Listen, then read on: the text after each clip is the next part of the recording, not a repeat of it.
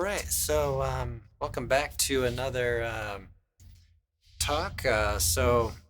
Some of our themes for today, we have some news, some music news. We have Mm. some artists that um, we would like to share and talk about. And one thing, as far as playing goes, I thought we'd have an overall theme of how to practice. Yeah, So a lot of times we talk about what to practice. yeah. Um, That's kind of the easy part. that is, yeah, that is the easy part, and that's one thing that I find from teaching is you deliver what to practice, and then what you receive back the next week Hmm. is sometimes not what you expected. And, Right.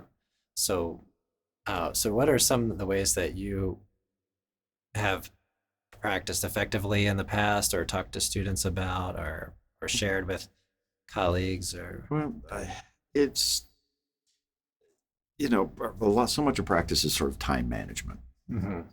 Um, so I know if I've got something coming up the next day or that evening or whatever, where it's like a recording session, or sometimes it's a last minute gig, and I'll be with a singer and they have all their own charts, and you just panic. So the trick is to sit down, focus.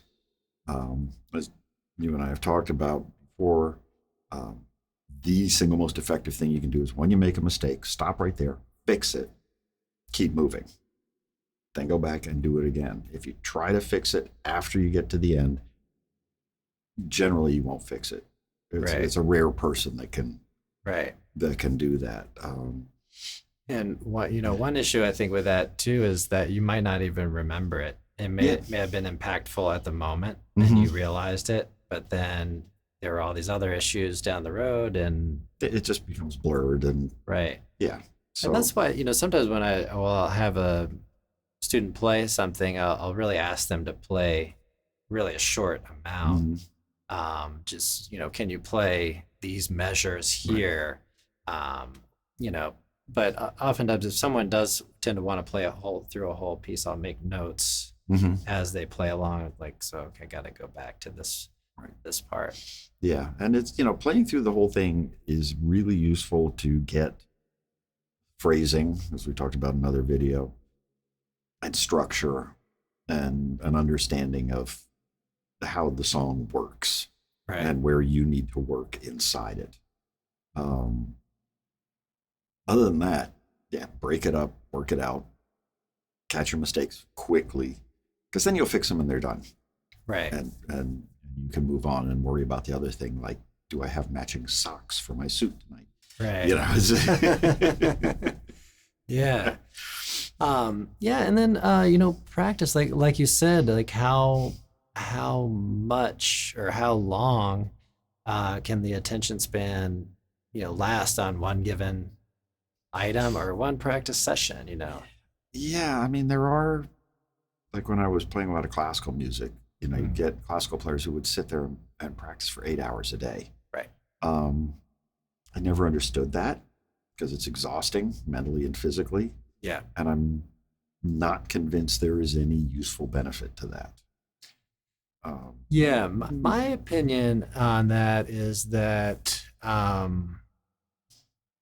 a serious player, let's say in the developmental stages, I would say practicing 3 to 5 hours would probably be pretty reasonable. Yeah, yeah. More than that, I think starts to become self defeating.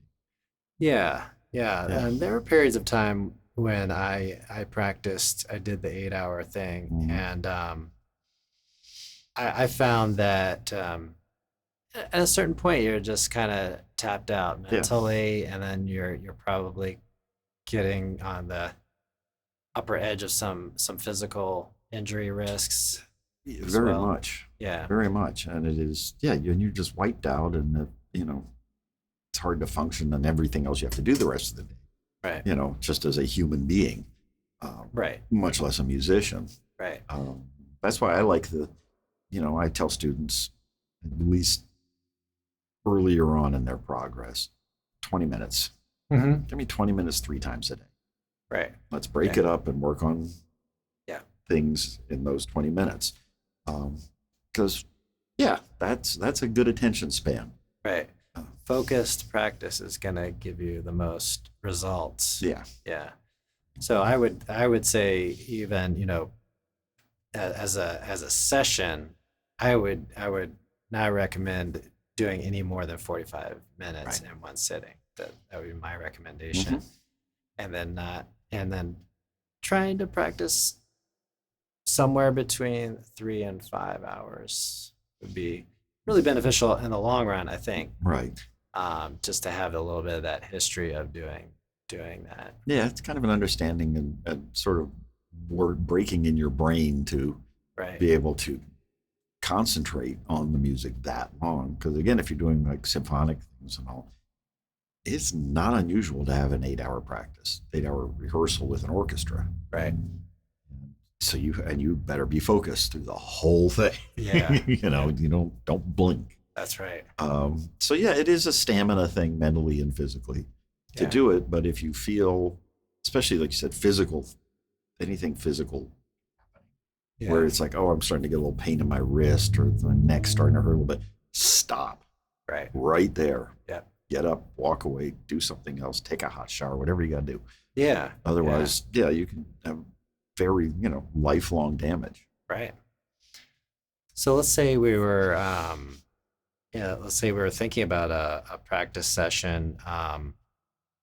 One thing I recommend to do is to work on, as far as improvisation, maybe work on a portion of a tune, like 8 measures.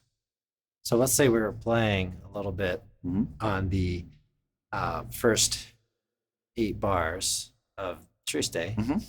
I'm gonna pick something specific that I'm gonna try to achieve, and then we're just gonna loop that. Right.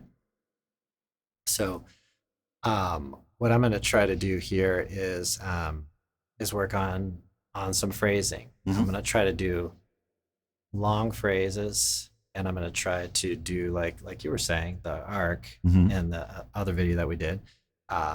Create a little dynamic arc or arch from soft to loud to soft again. Yeah. And that's just that's one thing I like to talk to you about is do something specific. Yeah. Yeah. Have a focused point in your mind. Say, I need to settle this. Yeah. And then move on. Yeah. Yeah. All right. So we'll just loop the first 8 measures.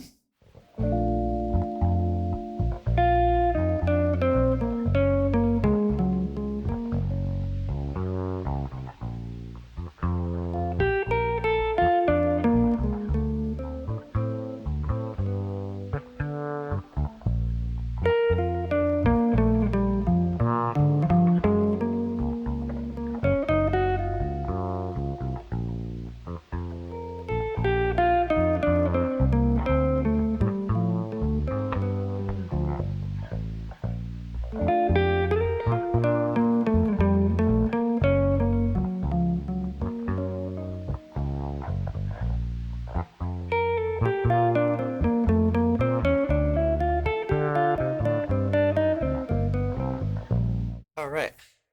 So they're just working on that dynamic range.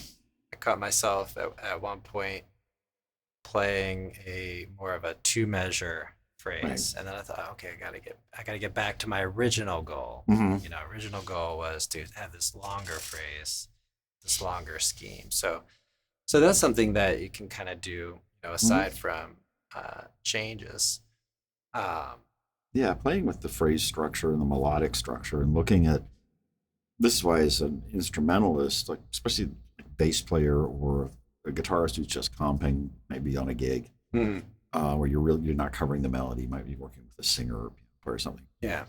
They've got the melody, but we have to understand it. And we need to have that.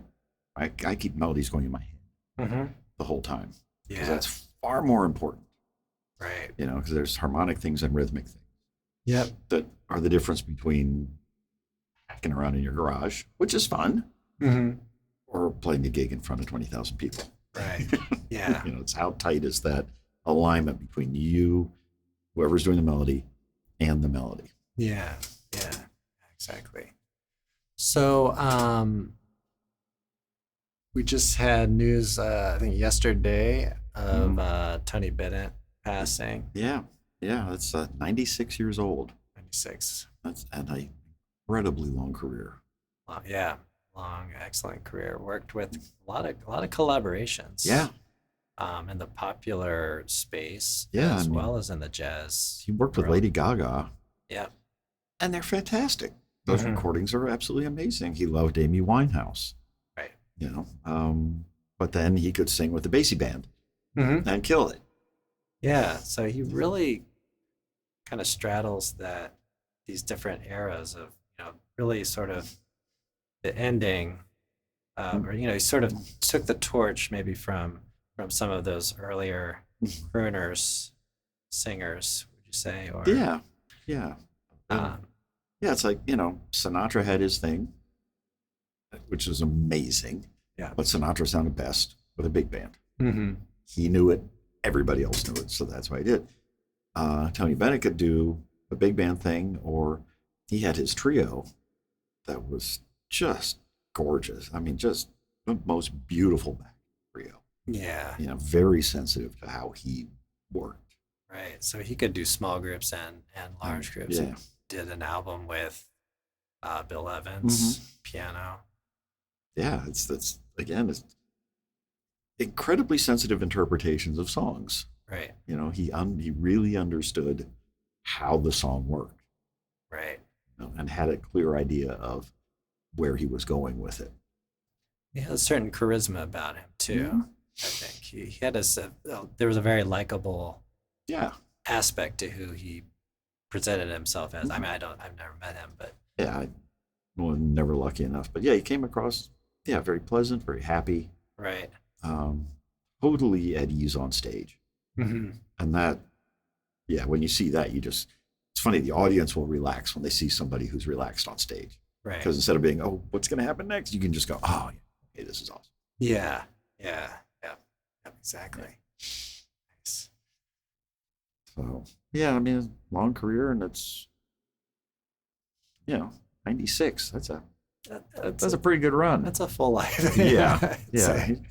yeah. I was listening to the radio this morning. I think I need to double check this, but it's like he had 20 Grammys, Wow. and incredible. I think there was an Emmy in there, and there was all this other stuff. He was the first person to win the Gershwin Prize for Popular Song. Okay. One of the first Kennedy Center honorees. Yeah. Yeah, he did all right. All right. So let's say let's continue with kind of the practice, how to practice kind of concept. Okay, so take something specific, take something small and manageable Right. to work with, address issues. Yeah. Any issue in the playing. Mhm. So there's a lot of different skills, aren't there? So have technique, got to get technique going, and so even maintaining to some extent, right? Absolutely. It is so easy to get lazy.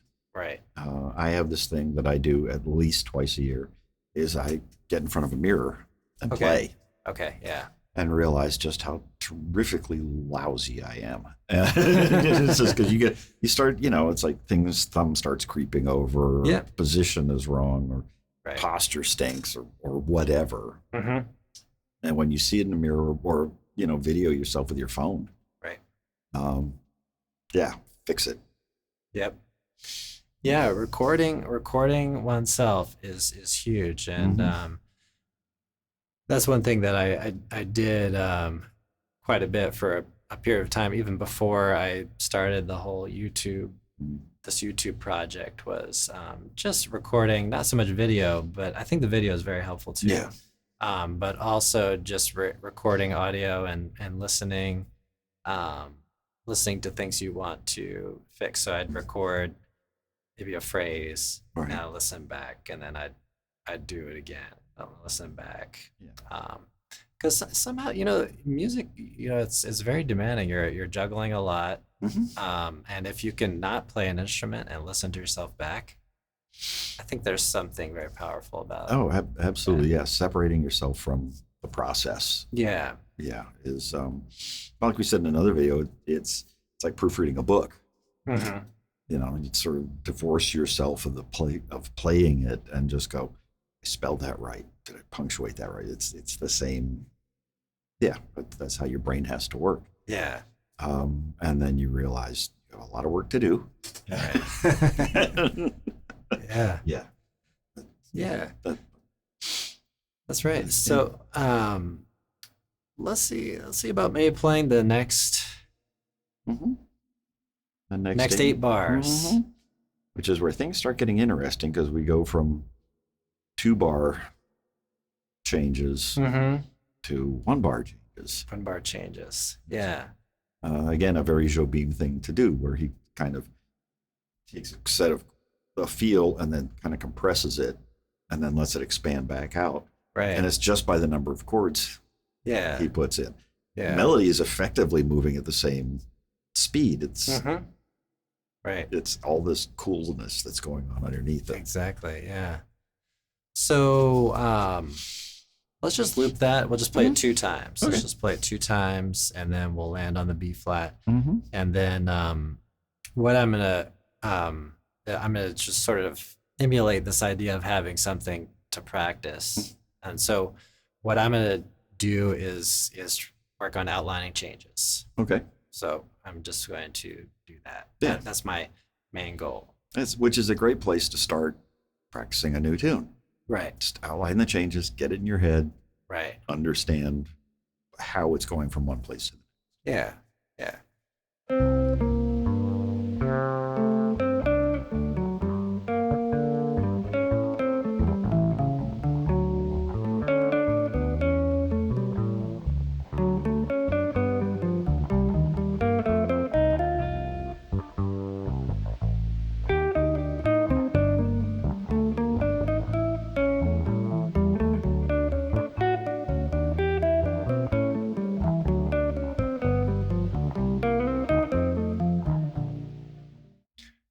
Okay.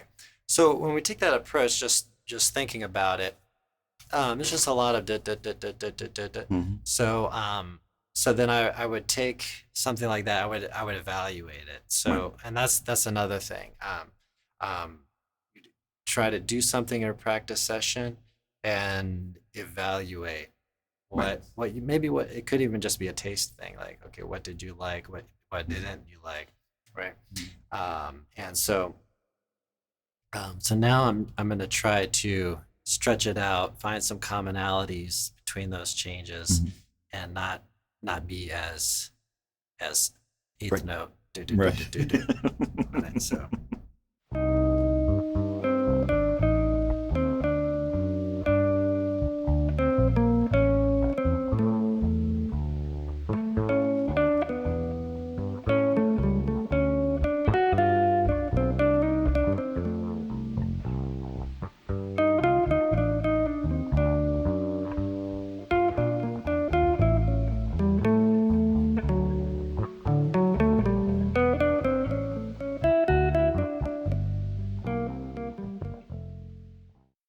So there, I'm just trying to think a little bit more stepwise, a little more melodically. I'm trying to Yeah. think, okay, what's in common to this Mhm. chord and this other chord? If I'm, um, if I just stay on this note, can that happen?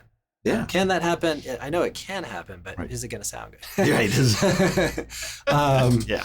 Are there enough commonalities there where I can just say, okay, you know, this note, or maybe just move over here a little bit, Mhm. and then you know, maybe listen back and say what worked and what didn't work. How deeply do I understand the relationships and Right. between chords and move it Yeah, I mean, a tune like forward. this, you look at bar 7, 8, no, sorry, can't even count, 9 and 10, where we're going from C minor 7 to the A half diminished 7 to the D7 flat 9. you've got a C Mm-hmm. under Yeah. the whole thing. Yep. Um, and then we got G minor 7. So technically, you could play B flat, and then you're ending on an A. So you could play the root. As a bass player, you play the root, or the C sharp. But you got a sharp 9 in there, Mm-hmm. so he gave us the C back. Right. So effectively, there's 2 notes Mm-hmm. in that 4 bars, Yeah. Yeah. and yeah, it's a way of just flip it around. Right. Yeah, exactly. And that's what I find so fascinating about practice and just music is just gaining insights like all the insights that you just mentioned, is just that exploring. You had mentioned something as we were talking about putting together this video, um, where we just talk about making noise. Yeah. Right. I encourage that with students. Right. You should take the last 5 minutes of every practice session. If you're going to do 20-minute chunks, Mm-hmm. it's nice, it's relaxed, you're good. Take that last 5 minutes, make noise. Right. Find out what your instrument can do, Right. and find out what you can do on your instrument. You learn this by exploring it, and with a musical instrument, a lot of that is noise Mm-hmm. until you can sort of filter it out and go, okay, I like, that's a good note. If I'm okay, that's pretty. Right. Is that useful? Yeah, Right. this is where you need to. Yeah. I love that, Mm-hmm. but it's got to be under the right thing. Right. So it's learning consonance and dissonance, and Right. Trying things. then Yeah. just trying. Just Yeah. trying. You're not going to hurt anybody. You're not going to break music. Right. You know?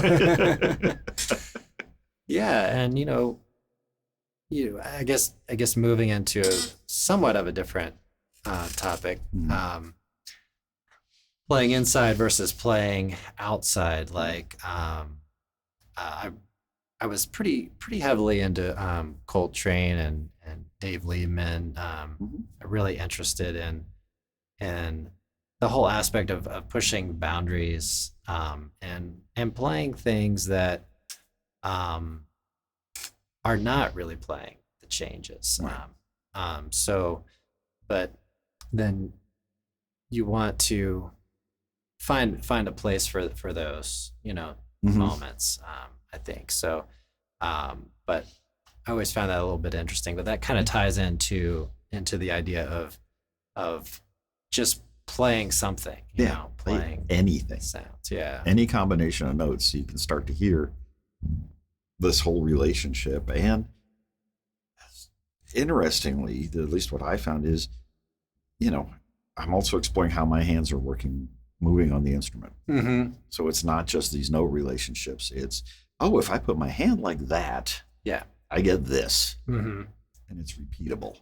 Yeah. But that's cool. Yeah. So it's a mental and physical combined thing. But no, Right. I love the idea of just noise, just raise hell. Yeah. Yeah, exactly. Great.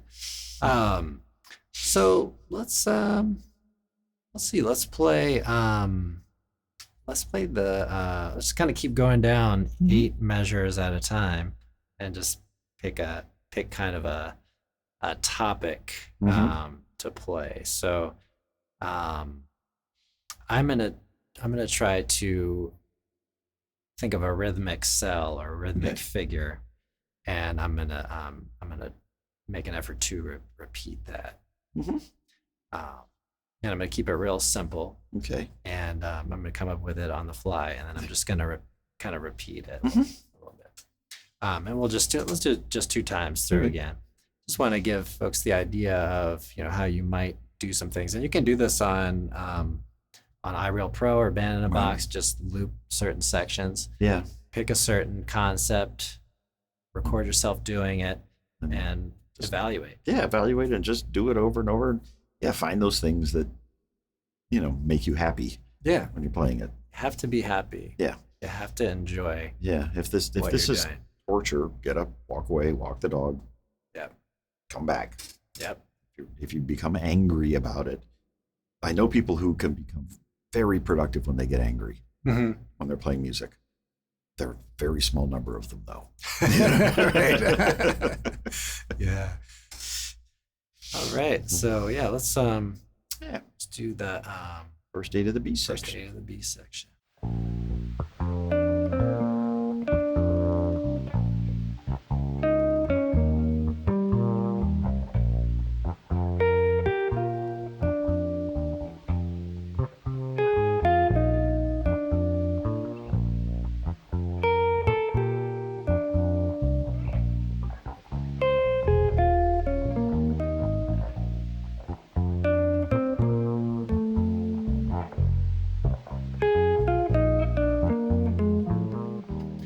Okay, so part of the process there, I I had a rhythm in mind, Mhm. and I played it, and I played it very faithfully the Right. first time through, and then I thought, well, I'm kind of getting it, Yeah. so I'm feeling like I'm making the changes as I'm playing that rhythm. So then I just kind of freed it up a little bit. I said, well, I'm going to continue that rhythm, but every other time I do it, I'm just going to like tag something Hmm. to it, you know. Yeah. And so then I thought, well, that went pretty well the first time, so I'm going to do it again the second time. So you can even do to some extent things on the spot, like, okay, this is maybe within my level. Right. Maybe I can branch out and try to do this thing. But it Mhm. was, I think you always want to assess, what's going on. Is it in the wheelhouse, Right. and can you do it, So Yeah. Yeah. And I mean, so much of this is, well, I completely agree with that. In practice, once you kind of have it in your head and in your hands, Mhm. you want to push a little bit, Yeah, and start adding, okay, that works well, that rhythm works well, those chords work well. Now what? right. Can I add a note? Can I add a rest? Can I add another beat? Can I tweak it just a little bit? And expanding your internal knowledge Hmm. of this without making yourself insane. Right. It's so easy to really push and go, oh, I got to get this, I got to get this, I got to get this. You will never get it. Yeah, It yeah. just won't happen. You'll lose your mind. Right, right. And we've all been through you really trial and error. I mean, and to some extent, we all teach ourselves. Yeah. We get guidance from teachers. Yeah. We get guidance from other musicians. Mhm. But really, we all have to individually sit down and teach ourselves, and that's part of the process, I think, too, is just having fun with practice. Yeah.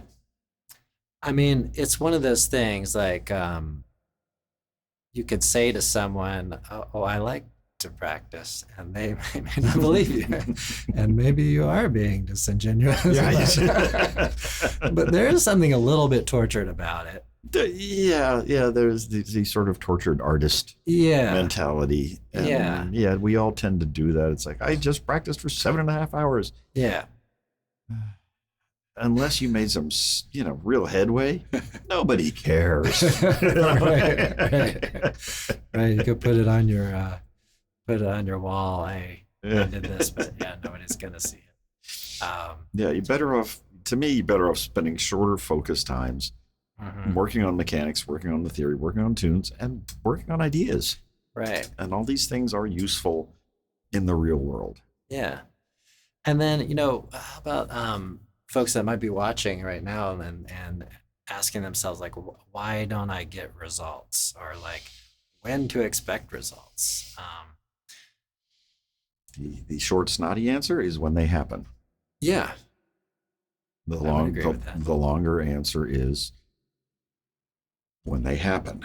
Yeah. It's Yeah. we all hit plateaus. Mhm. Earlier this year, I was working on stuff, and I could not get over it. Mhm. It just was not going to happen. Yeah. So it was a matter of backing up, walking away, looking at something else Mhm. that let me come back.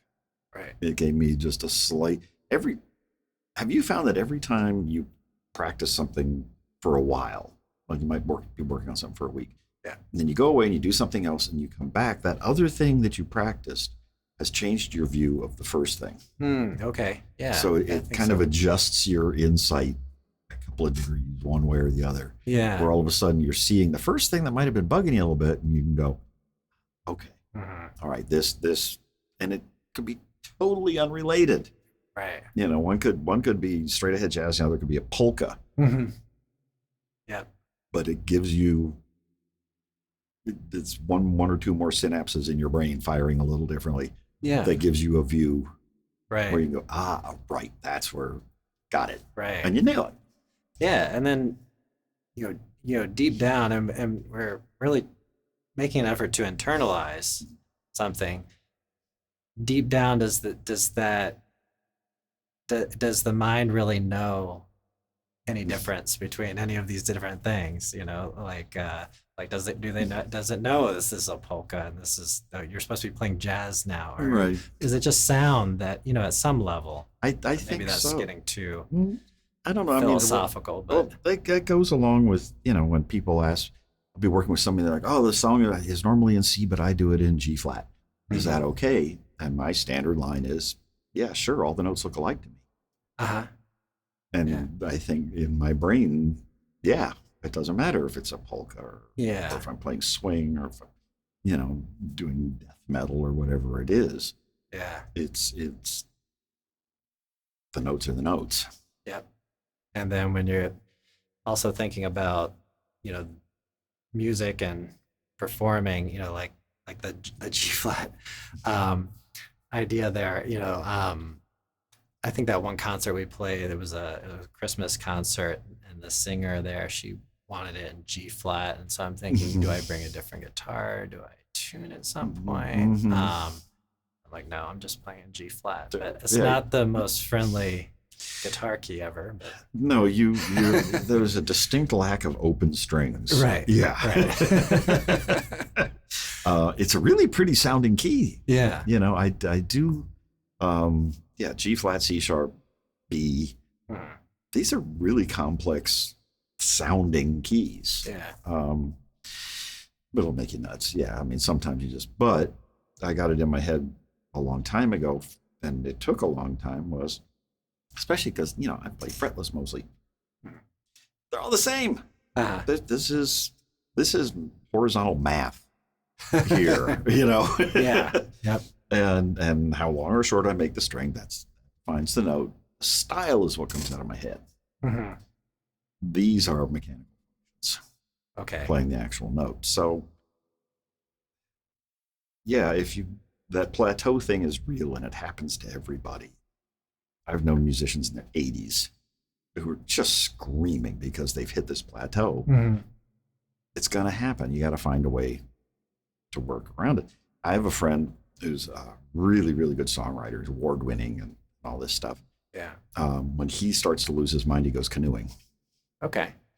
Nice. Completely unplugs. He takes a little travel guitar with him. Okay. But he will go canoeing for like a week. Nice. And he usually comes back with like 10 amazing songs, which is really annoying. Yeah. But that's how you reset. Sometimes you do have to step away and reset, play something else, do something else. Right. Anything. Right. Anything. Yeah, and that's what I found with recording. I've been really interested in recording here of late, and I find that I'll just if some things are just really like technical, like I really had to work at, like the video I did with that Mike Stern chromosome. I mean, I'll tell you, I was traveling to do lessons, and I was like doing a right hand alternate picking with one hand, like on the trip. Yeah, that's a heck of a tune. I'm like, it. Yeah. I'm like, I gotta get this right hand going. I'm like doing this, so like I put a metronome on in the car as I'm going, like okay, my hand is gonna do this for like an hour. That's driving. Not exactly that much time. It's not bad. I mean, I'm still working on, thumb 1, 2, 3. Really, really working on driving that classical guitar technique. Because it works. So I will just sit and do them in different orders. Just put my hand on my leg and Yeah. You know, Yeah. backwards and forwards and alternating, Yeah. and slowly I'm getting. Nice. Nice. But yeah, the technical stuff. Yeah. Anything that's really technically difficult, and if I'll do scratch recordings. I'm like, am I ready on this tune or not? Yeah, Scratch recording. yeah. Digital tape is free and Yeah. unlimited. The answer is no or it's yes. Yes. Yeah. Yeah, it's funny because there is this thinking about, well, I don't want to record myself because it's committing it to permanence. Yeah. No, it's not going in the Smithsonian. Right. You throw it away. Like I say, digital tape is free and plentiful. Yeah. Where it used to be, tape was expensive. Mm-hmm. So you were cautious about what you put down. Yeah. Now you don't have to be. Just record it. You don't like it, back up, record over it. Yep. Exactly. But yeah, the technical stuff. That's kind of a whole different thought process, isn't it? Yeah. I mean, I'm committing 1 day per week minimum to doing classical guitar, and it's not a long period of time, but it's actually somewhat of a relaxing thing. Like have some coffee in the morning and do a couple hours of classical repertoire. And not bad. Yeah, just work on some stuff. I'd like to commit more time to it, but just realistically, it's not happening at this moment. But yeah, so. Yeah, anything that's kind of technical. Some of the jazz stuff is really pretty. Some of it's pretty easy going. Like a lot of the real book tunes, or a lot of the tunes you might just play at a casual thing. Yeah, they're probably some of them don't require even practice or just familiarity, especially if you're playing melody, or if you have a singer, then you want to be familiar with the changes. Well, like we said before, it's if we're the backing musician, if we're backing up a soloist or something like that. Yeah, at least listen through enough so you generally know how the melody operates. Is working through the song. Keep that going in your head. Right. Because there's going to be hits, there's going to be stops, there's going to be things. Yeah. If you do it together, it sounds really good. Yeah. If you all do it in a slightly different spot, it's terrible. Yeah. Yeah. So I'm sorry we waited till now because I'm pretty excited about this artist that you were telling me about earlier. Oh yeah, Sharon Kovacs. Okay. This is like I told you off camera. I'm really mad I didn't hear her sooner. Okay. So she's had stuff out for I think 8 or 9 years. Yeah. Some of it is very dark. So brace yourself. Be in a happy place. Right. But I find it extraordinary. Her songwriting and her singing. It is not all happy, but it is incredible. Right. And that's worth paying attention to. Yeah, we were listening to, what's the name of the tune? I'm a Fool, or A Fool Like You. I'm a Fool Like You. Okay. That was great. That was, with her with the Metropole Orchestra from about 6 years ago, with Jules Buckley directing. Wow. Yeah. The orchestra's incredible. She's incredible. Yeah. Playing not easy music. No. So we were kind of laughing that one violinist had the oh boy face going. That was full. You want to see what full concentration looks like? Watch the violinist on that video. The face of that. Yeah. Yeah. Exactly. Yeah, and that's one thing that focus practice in your session. It's so easy to just be like, well, I'm just here. Nobody's listening to me. I don't really have to focus. If you get into the mindset of just dedicating focus anytime you're picking up that instrument, that way, if you are in her position at some point, it's like you can deliver that focus. Right. I'm sure she has a huge amount of experience. Oh, yeah. Just doing that. But exactly. Yeah. And it is that focus of, I know Robert Fripp talks a lot about intent with each note. Okay. I like that. And I like that a lot, where it's, what is the note doing? We are going seriously deep into the weirdness here. What is the note doing? Where is it? How long is it? What is its tonal behavior? Especially because, it's like, because I like to play fretless. If I can move that note around. Yeah. You know, am I sliding into it? Am I sliding down to it? Am I just hitting it? Yeah. You know, am I hitting it and then adding a wide vibrato? All these little things that stack up Yeah. that make, when you hear a really amazing performance, that is generally players who paid attention at that level. Right. Right. Yeah. Very detailed. Yeah. It is, if you think of it as like a Pondalist painting Okay. almost, where it's just little dots, Yeah. you know, and then when you stand back, it's wow. It's Mhm. this incredibly moving painting. Right. But when you stand up right, you get your face right up next to it, it's just a bunch of colored dots. Right. Right. But each one of those dots had intent. Yeah. Nice. So thus endeth the super heavy portion of the lesson. I mean, look at this. Yeah. But yeah, I mean, that's eventually where you want to land, Yeah. is to be able to focus at that level where every note has its own individual structure. Mhm. Nice. And you can basically manipulate that however you want to get your musical intent across. Right. Right. That's wonderful. So just to make this all complete, why don't we, if you have time, John, Go. play like the last 8 bars? Oh, yeah, we have. Yeah. And so this is what, you know, when we might ask ourselves, okay, what is our what is the thing we're after as far as maybe improvisation? So I'm gonna think a little bit more. So let's see what covered very beginning. We did phrasing Mhm. and dynamics and softness and loudness. That was the first 8. Mhm. Of course, all of these you could apply to all of them, but Mhm. we're just kind of just running through some Yeah. things. We covered play and the changes, which Right. kind of makes sense on those faster harmonic rhythms. And then we covered a rhythm, specific Mhm. rhythm. So here I'm gonna think a little bit about maybe stepwise motion and scales, Okay. or tonal centers, Mhm. rather than necessarily that's going to fit into playing the changes, but it's going to be more of like Yeah. music theory. I don't know. Yeah, it something is, like and that. it's interesting if you're reading along at home. Last 8 of Tree Stay, it's basically 2 5s. It just goes Mhm. 2 5 2 5 2 5 2 5.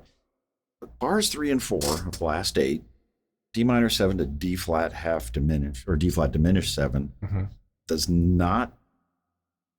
It does not seem like a 2 5, but it is. Mm. You know, if you're going, so we got E flat, A flat, right, and then we got D. Oh, D flat diminished has a G in it, Mm. right? So we got D, D, D, D. Yeah. So he gives you the 2 5, but it's like he rotated it. Yeah. Yeah. Yeah, and I might even think about like you could even do some superimposition, like maybe like you said G, even G minor. If I did a G minor C7, G minor 7 flat 5. Mm-hmm. So yeah, nice. So D minor 7, G7. Mm-hmm. Yeah, because if you play that G7 again, that's the D flat in the bottom. A beautiful chord, Yeah, it's and, pretty cool. and it lands down Yeah. on the C Yeah, so nicely. yeah, yeah. Great. So yeah, let's play through it just maybe 2 times. Yeah.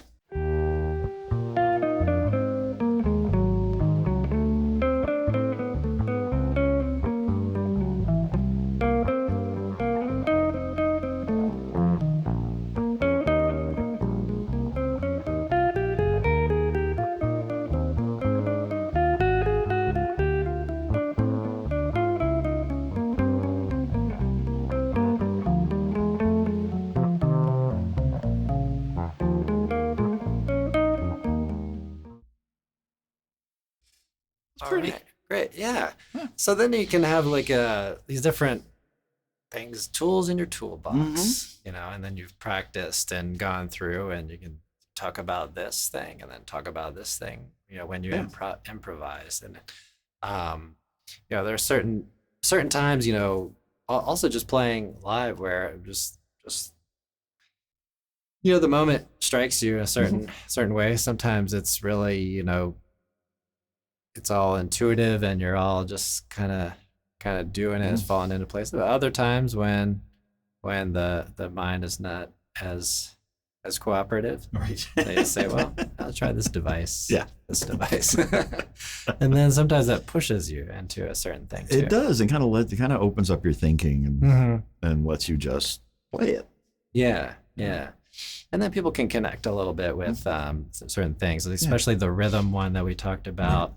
You could create any sort of sequence. It helps people like, oh, I hear something. I recognize. Now they're playing something back again, or that's sort of a question, and this is sort of an answer. Yeah. So all that. So. Yeah, it's somebody used to say it's like you're giving the audience something to hang their ears on. Yeah. So you could play way outside, and then you give them something comfortable, even for just 2 beats. Right. And it lets them go, right. And then you can take them right back up again. Right. Yeah. And it's, you're bringing the audience along with you. And that's kind of the point. Yeah. I mean, I think about any sort of good writing from an episode of some show, hopefully not written by AI, but who knows? I guess I'm just throwing that out. Yes, I support SAG-AFTRA. Yes, we do. But yeah, so there are moments in the story that are uncomfortable, and that you're supposed to feel that way. Yeah.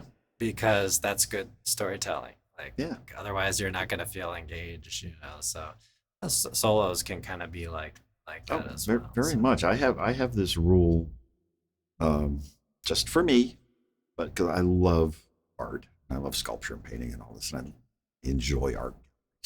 Yeah. I find them very relaxing.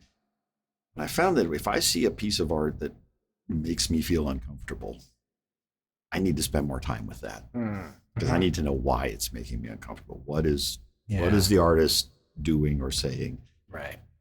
Hopefully it was intentional on the artist's part instead of me just being some sort of, troglodyte and not understanding him. Yeah. But usually it's like, okay, I need to dig here. Yeah. This is because a reaction doesn't have to be a positive reaction. That's right. As an artist, we can hand people negative reactions. We can hand them indifferent. We can. Yeah. It's any reaction means you reached somebody. Right. That's really where we want to be. Yeah.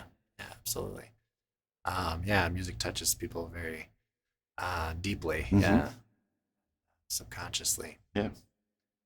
All right. Well, thanks so much, John. Well, really appreciate it. Yeah, that was awesome. So, so we'll be back with more, and hope you all have a really great practice session. Let me not forget to give John some plugs here. We've got cables. I do. My company, Instrument Audio, we do custom audio cables for musicians and studios. So someone can text you and they can say, hey, I want a 1.5 TS cable with one right angle, one straight, or an XLR. XLRs, multi-channels. I'll do snakes if you ask me very nicely. Okay. Because those make you want to scream sometimes. Yeah. But yeah, that's the idea is I like working with cables and they make a difference. They do, yeah. And the better your equipment, the better you sound. Right. That doesn't mean you have to lose your mind and spend $1 billion on everything. Right. But good professional level equipment and will last you forever. Right. And you'll grow into whatever you're working with. Right. Whereas some equipment, you'll just have a ceiling that's going to make it. It's so limiting. Right. Yeah. That's why, I bet students have discovered you sit down with a better instrument than the one you own. And all of a sudden you can play better. And it's just because equipment let you do more. Right. Yeah. It lets you do. Same with the electronics. Yeah. Yeah. Absolutely. And you also design bases and Well, yeah, working with a builder, designing a new instrument. yeah, So that'll be fun. nice. That's kind of a long-term ongoing. Hopefully have something by the end of the year. Yeah, So yeah, I've done this work, designed electronics and these systems yeah, for musical instruments. And, I've been a bass player for a long time. I know what I like and I know what works. hmm And I've got another builder that I'm working with. So when we're ready to announce, okay. we'll have a big thing about that. Oh, I see. Okay, Yeah. so this is gonna be like a collaboration. This is a long-term. long-term collaborative thing, Nice, and it will okay. be available for order. That's awesome. And Okay, so we'll be plugging that. yeah, so we'll have it. Make sure we show it off right here. Awesome. That'll be great. Look Yeah. forward to that. All right, everybody. Thanks so much, and we'll see you all in the next one. See you next time.